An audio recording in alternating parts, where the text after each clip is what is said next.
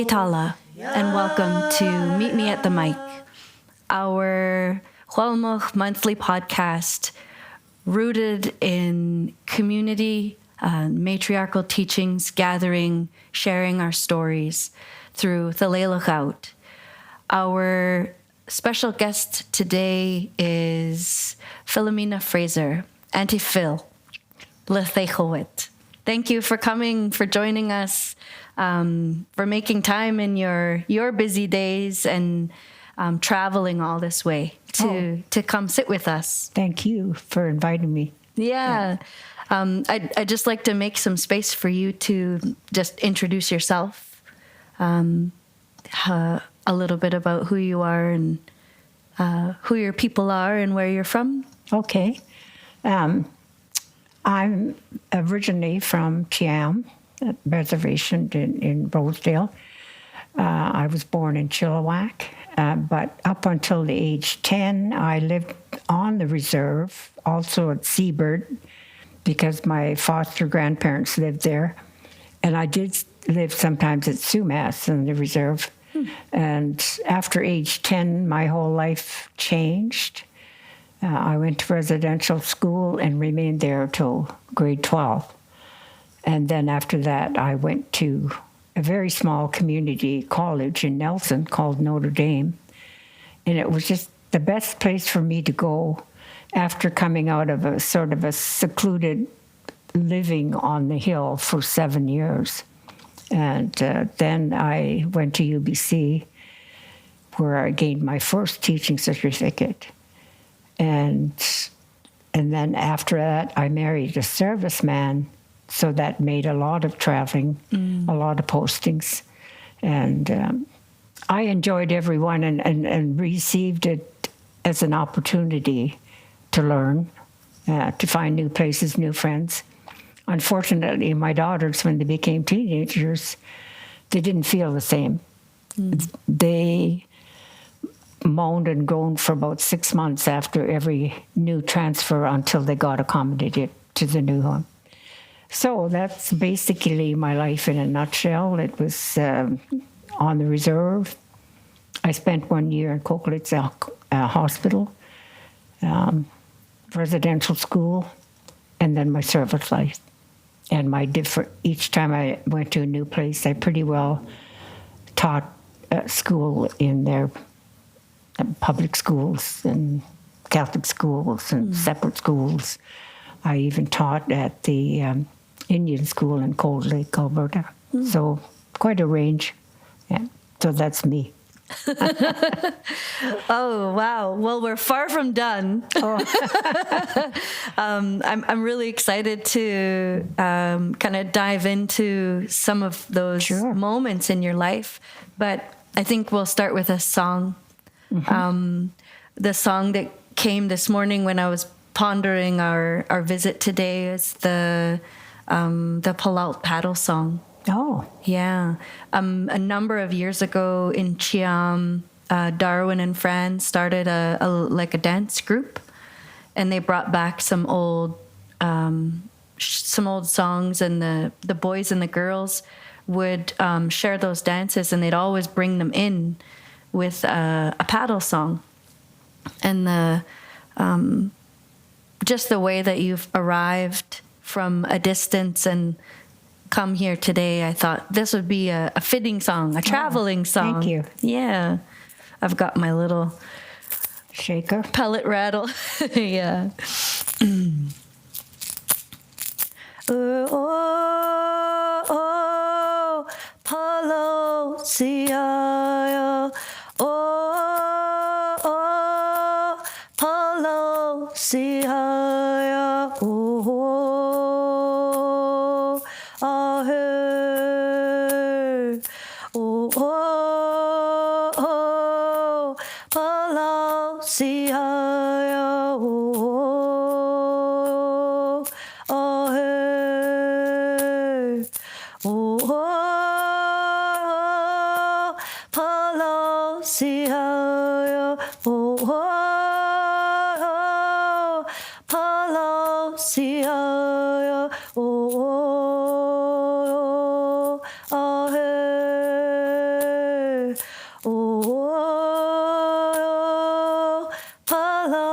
si o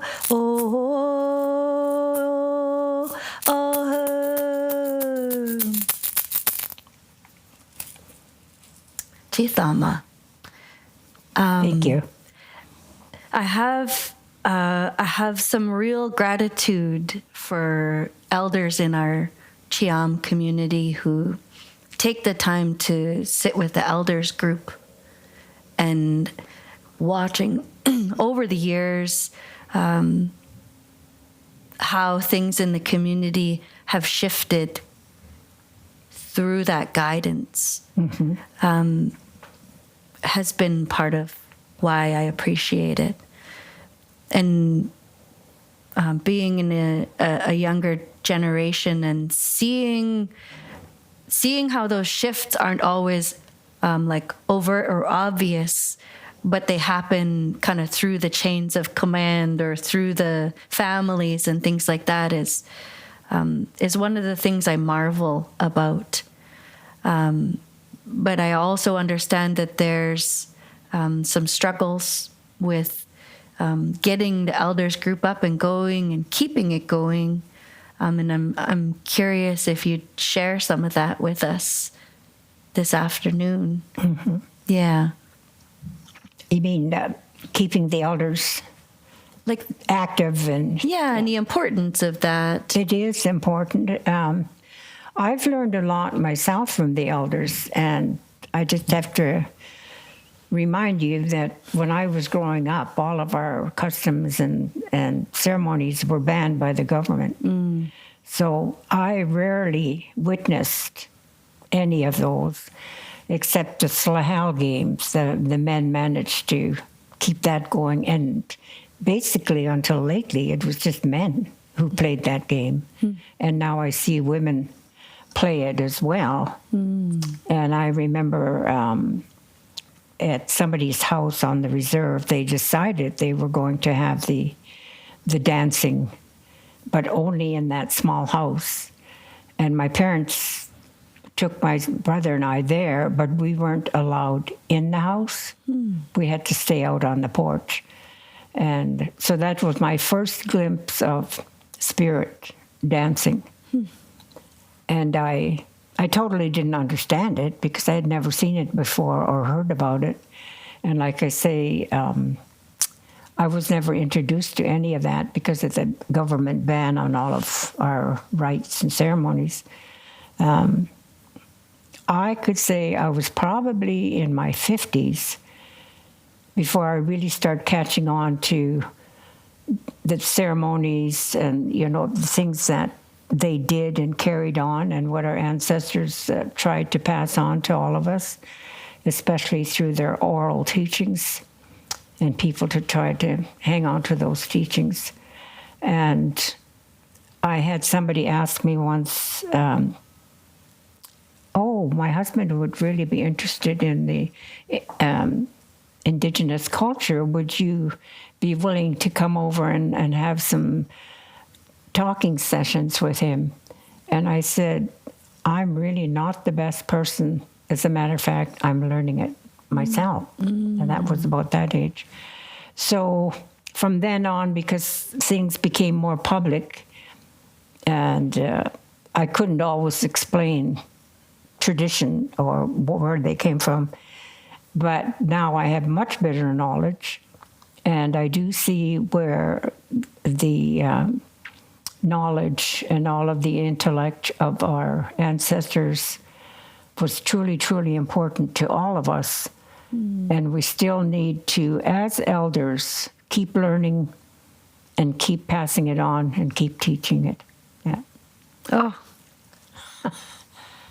That's, I didn't expect to cry. Oh, gee. Sorry. No, I'm touched. I'm absolutely touched because I feel like I have witnessed some of that that strength, but so much of the day-to-day, the female matriarchal understanding managed to make it through without being interfered with. Mm-hmm. And that's some of the strength that I feel that you and your sisters in our community bring. And you I always say there's no shortage of bossy aunties in Chiam.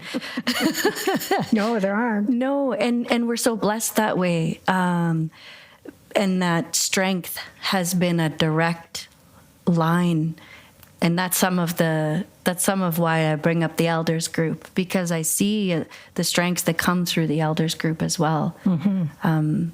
It is very true. It is very true. The interference has been harmful. I too had been brought up with Christian teachings up until I was about 12. And when I was 12, I asked about a personal relationship with God. And my relatives were saying no. We're not Catholic. My aunties and my uncles are and were Pentecostal and Baptist, and so it's a bit different. I had my son in Catholic school and got to know a bit of the church and the ways of the Catholic people through that schooling, and some of the subtle differences in the at that age, 12 or 13, I was at this kind of turning point where I wanted to feel more. I wanted to know more culturally, and that's when my real the relationship with spirit started to develop. Fortunately, there was already a community in Chiam who was active and participating. But even today, in those gatherings that we have, we look back to those times where one house and a few dancers and the protocols that were happening at that time were like a stronghold. Mm-hmm. Those handful of people that you witnessed, those people held on to it for all of us. That's right. Yeah. I mean, it was very secluded, in the middle of the night sort of thing, where it would not be noticed or heard. And I still marvel to this day, because to me it was just so new. I had never seen that. Just never seen it. So, and it wasn't until we had a posting in Germany for 4 years, and I came back with 2 young daughters, and they met the family and my brothers with braids and that, and they were so excited that they met actual Indians. Oh, my. Real Indians, they said, Oh. So it was cute, yeah. Yeah, lots of... I have lots of memories with your brothers. In the last few years, I wanted to learn how to start smoking fish.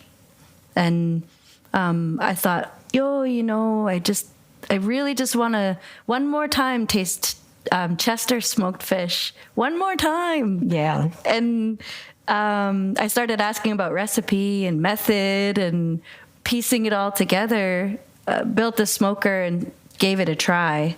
And I didn't quite get it the first time or the second time, but slowly kind of refining the recipe. But there's such strength in the fishing in the community. Oh, there is. And the traditions and the culture of fishing.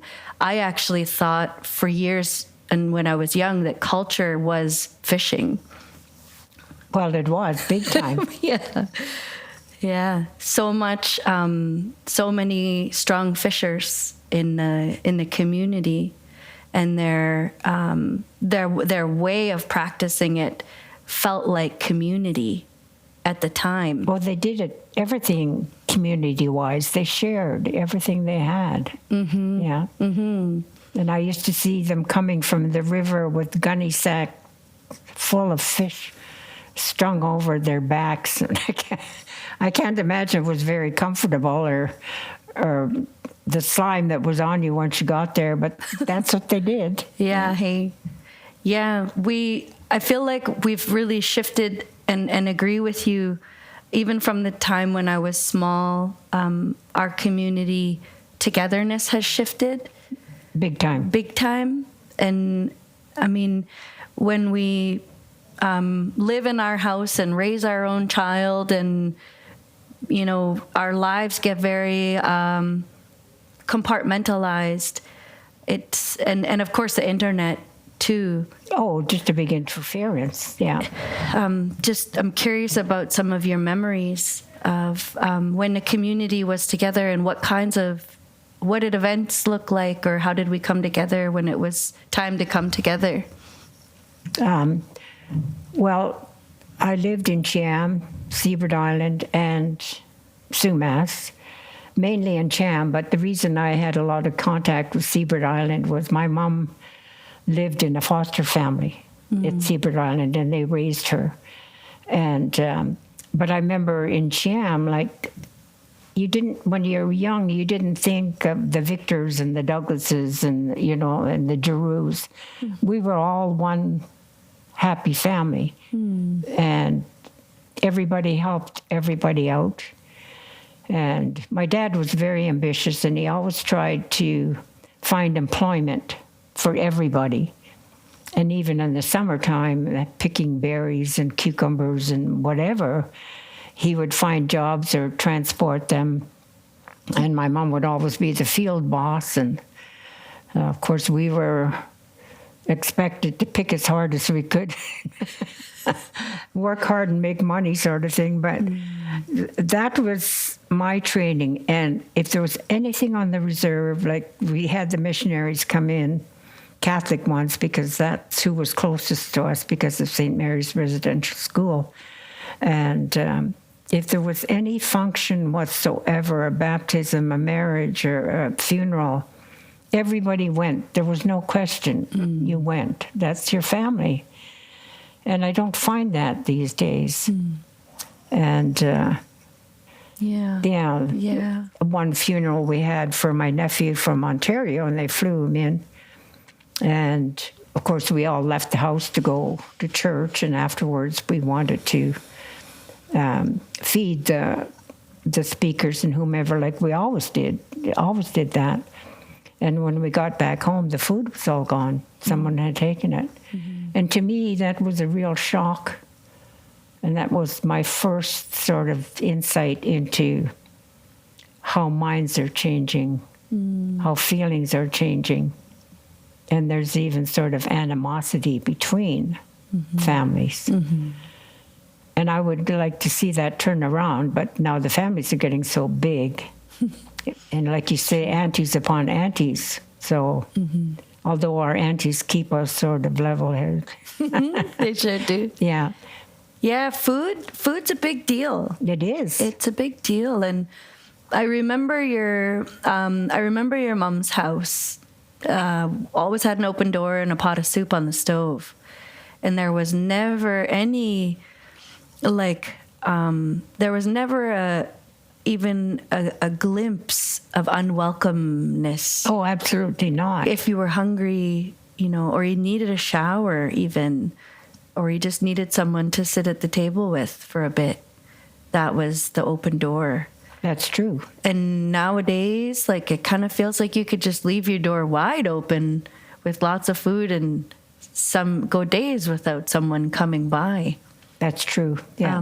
But that warmth that she had in the home, I feel like it's worth hanging on to.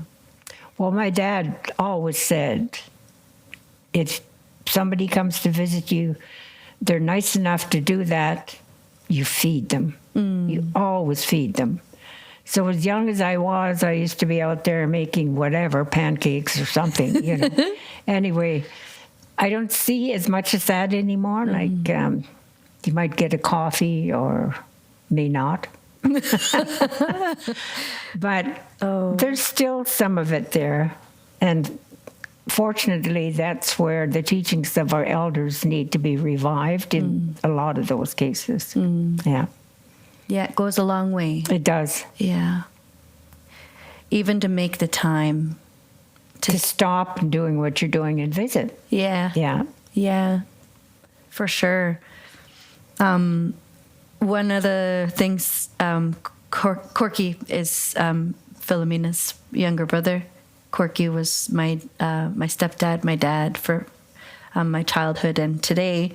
And he was talking about the table and how everybody had a job. Mm-hmm.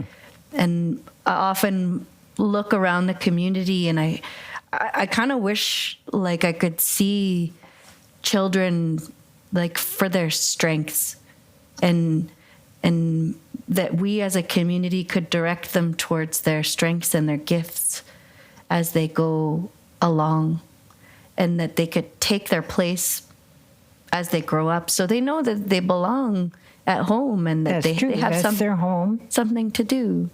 Yeah.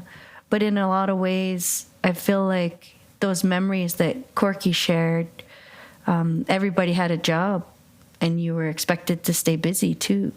Oh, sure. Yeah. Idle hands were not appreciated.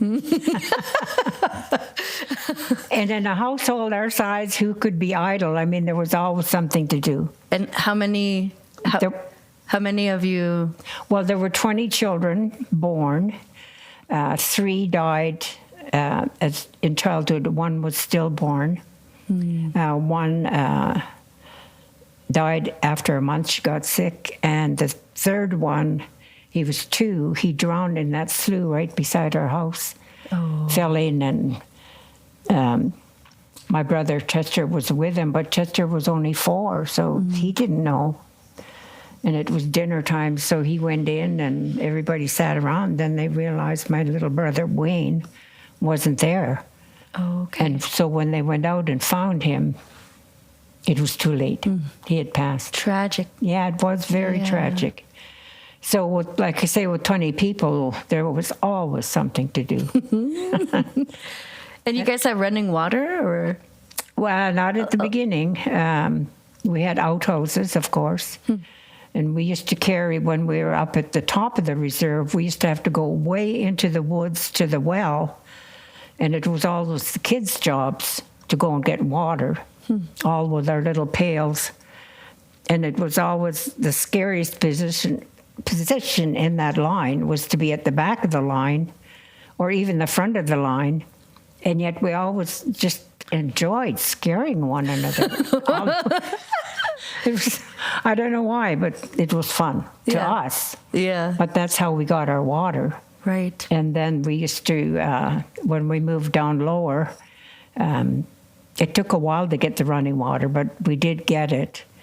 And the bathroom was a total mystery to all of the little ones, you know, that they could flush the toilet and water would go down. And they wondered what happened if they flushed one another down. And then my brother Bruce, he used to love to go in the bathtub. He didn't have to get in that little round tub in the kitchen anymore, but he'd lie there and he'd sing and sing and sing. And one time he stopped singing, and my mom went in to have a look, and he's lying on his back, and the water was just around his face like this, and he was sound asleep. Oh, my goodness. He was so relaxed. So everything that came, electricity, you know, indoor plumbing, that, it was all so helpful and different and made life quite a bit easier. Yeah. Yeah.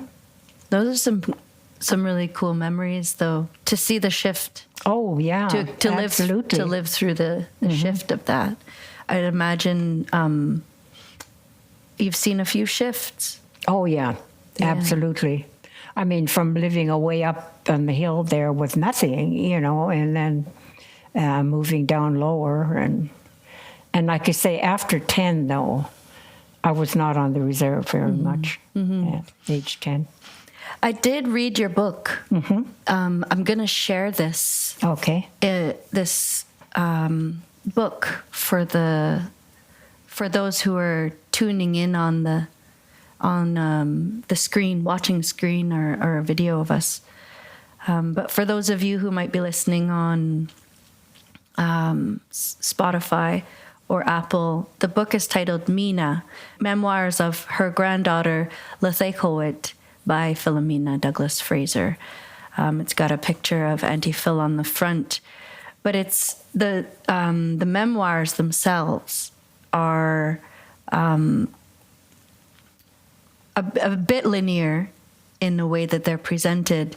But I feel like there's all these little like nuggets or like gems of wisdom that you've placed in the book. But what I absolutely loved about it was your sense of humor. We're the little mischief, all right. There's actually like a section about pranks, even, and you just mentioned traveling through the bush to get water and kind of teasing one another, and I couldn't imagine. I have one brother I really grew up with, and then Corky's two sons who used to prank me all the time and make me cry. But to have many brothers and sisters and the pranking that must have gone on. I didn't mean to put the book away. There's some really awesome photos in the book as well. Oh, thank you. Are those from your personal collection? Yeah, they are. Yeah. Beautiful family you have. Oh, my goodness. People are amazed when they see that picture. The picture of you and your siblings? All of us. Yeah. 17. Yeah. Wow. Everybody is so beautiful. I feel like your family is strikingly beautiful. Oh, thank you. And I've just I have memories with pretty well everybody, and so the photo itself strikes a lot of emotion as well. But I feel like when someone picks up a book like this and begins to read about experiences in residential school, we might prepare ourselves for some gut-wrenching stories, and you find a way to, the way that you share things is so digestible. Like it's the story goes through and it kind of makes you think of something, and you come back to the book, read a little more, and it's really easy to kind of pick up and put down and pick up again. And I just wanted to share that I thoroughly enjoyed it, and I wanted to recommend it to our watchers and our listeners. Oh, thank you. Yeah. I appreciate that. When did you first think, hey, I should write a memoir? Well, actually, it started when I resigned, actually, from permanent teaching. And I thought, I think I might write my story. And then I had a good friend, I don't know if you ever knew him or heard of him, Leonard Marchand. He was MP for Kamloops for a while, and then he was senator for years. He used to always say, you got to write your story. You got to write it. And just let people know that there are people who manage to come out successfully from the residential schools, successfully. So he harped on me for quite a while, and when I retired, I started it, and I just sort of played with it off and on and off and on, and pick it up every now and then. And then I moved from BC to Alberta, and I'm in a condo right when COVID struck. And I was not allowed to have anybody in the condo except my daughter who brought groceries. I couldn't visit the couple next door or the next door to that or anything. So I thought, well, now's the time.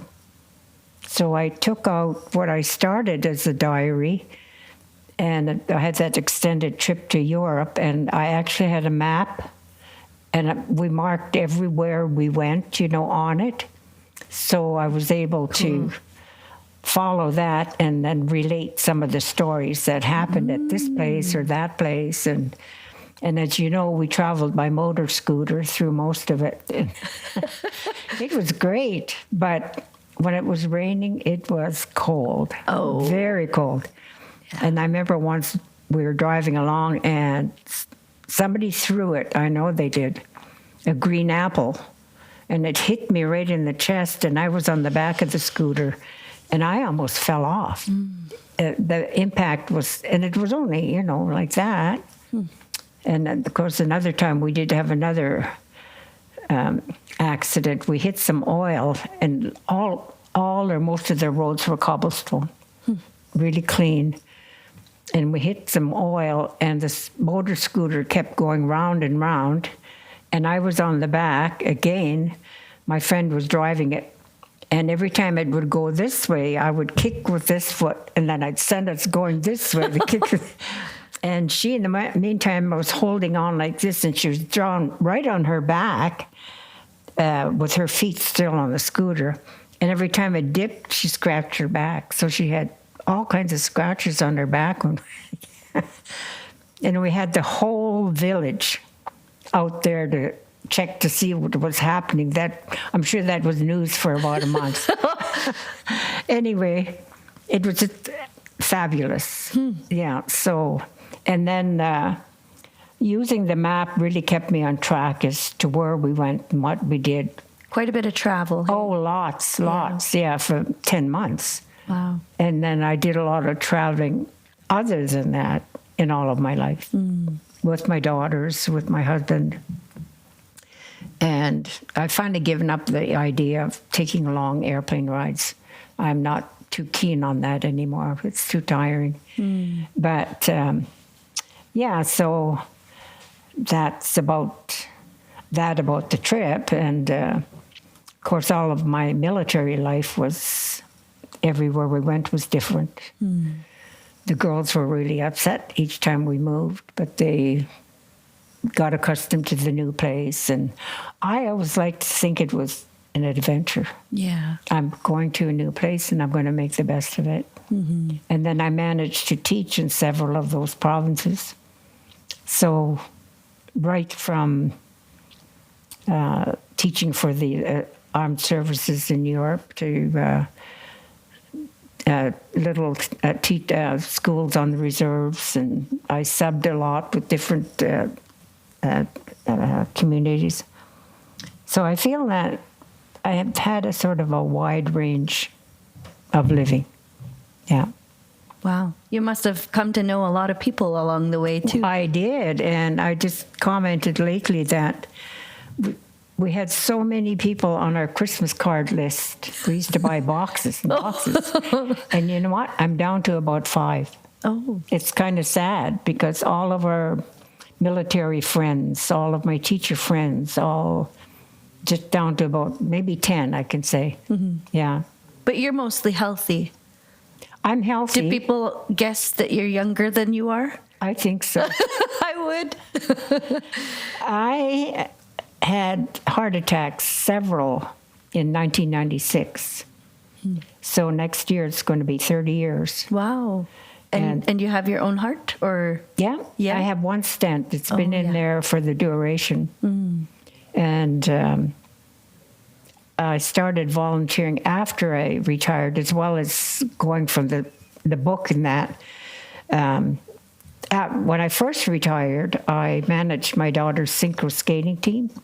And we traveled a lot. And there was a lot of work to do with the girls and their dresses and their hair pieces. And,